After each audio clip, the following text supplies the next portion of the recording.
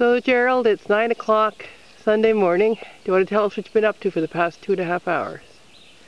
Well, I've been taping all the seams in between each sheet here.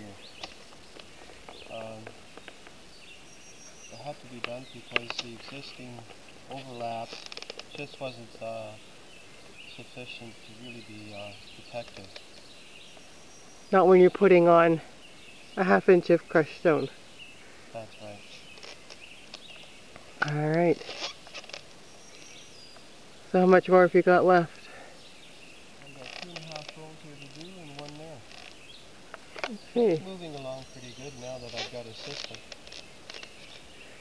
You got a system to get from place to place on the roof? Place to place and applying the tape itself. I'm using a cloth as a lubricant as I'm pushing the tape along. Works quite well and spreads the tape out very nicely. So you're putting the cloth on top of the tape to... Yeah, to push it to smooth it out? I see. Works beautifully. Alright.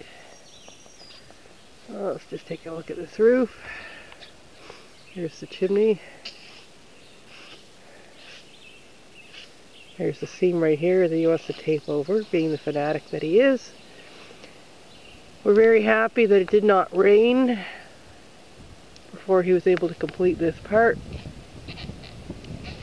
We were afraid it was going to rain last night, so we got up at 1 o'clock in the morning, wasn't it, Gerald? 1 o'clock in the morning with a flashlight to come over and put tape around the base of the chimney because he forgot to do that earlier today, or yesterday I should say.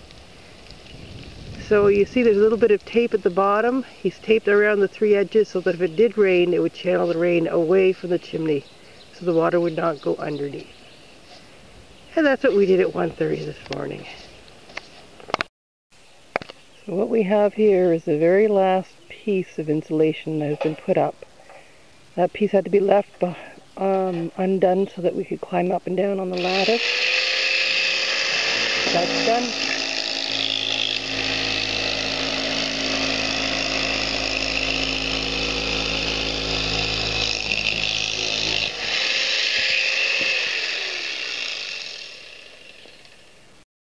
Okay, so this is the actual last cut that we're preparing for here.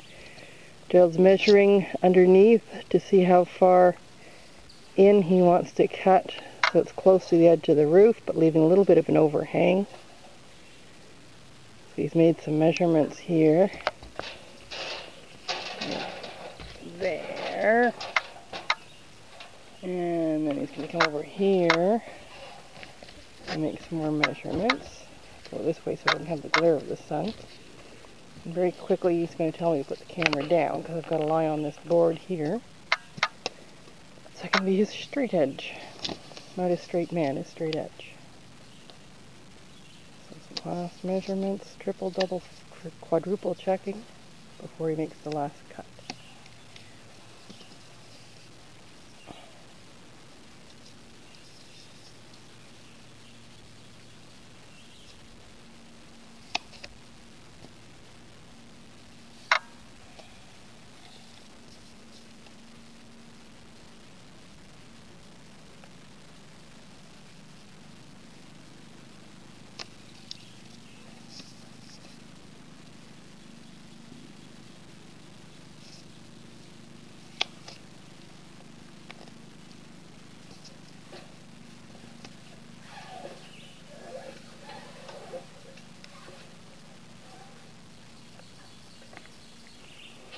Down, move the ladder, get the jigsaw.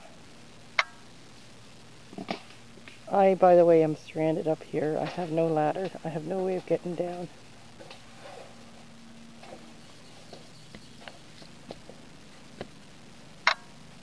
Okay, I'm a little ahead of myself here.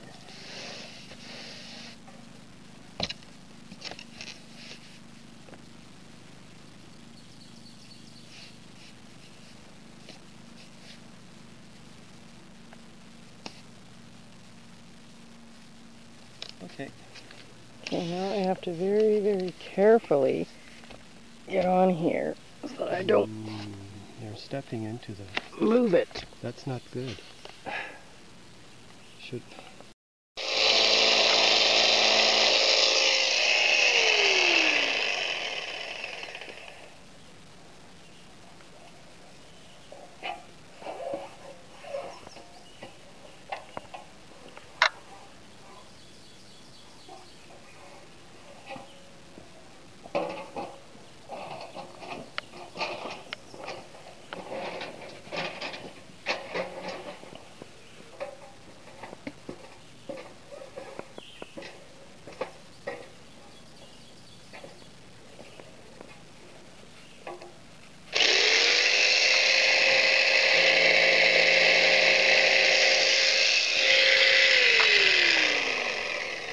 Done. Done. Woo! So here we have the inspector come to check out the work site, make sure everything's okay. Take a look up here. This is what the edge of the roof looks like from down here. You can see how nicely he's done the cuts. Just a little bit of an overhang, and you'll see later what he plans to do with that. That's how the roof looks now. So this step involves putting the aluminum tape provided by the P2000 company along the edge of the styrofoam where it's been cut to trim along to the shape of the roof.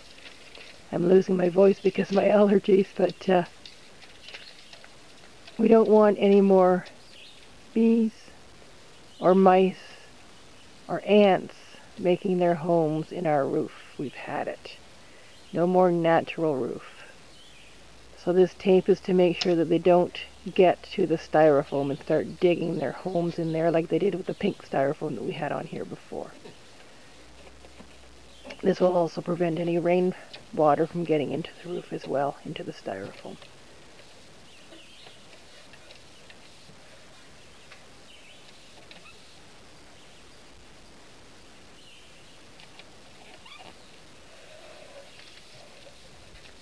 The 3-inch tape, so part of it goes on top, over 2 inches of the styrofoam side, and then it'll be tucked underneath.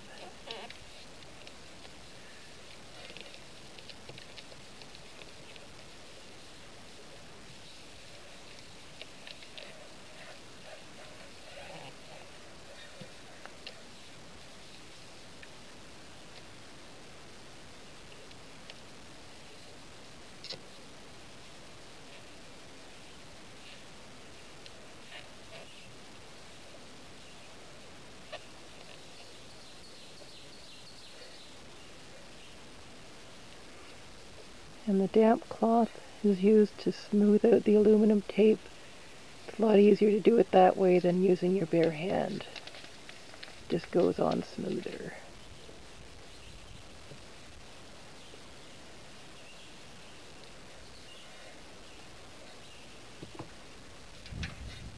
And that's that.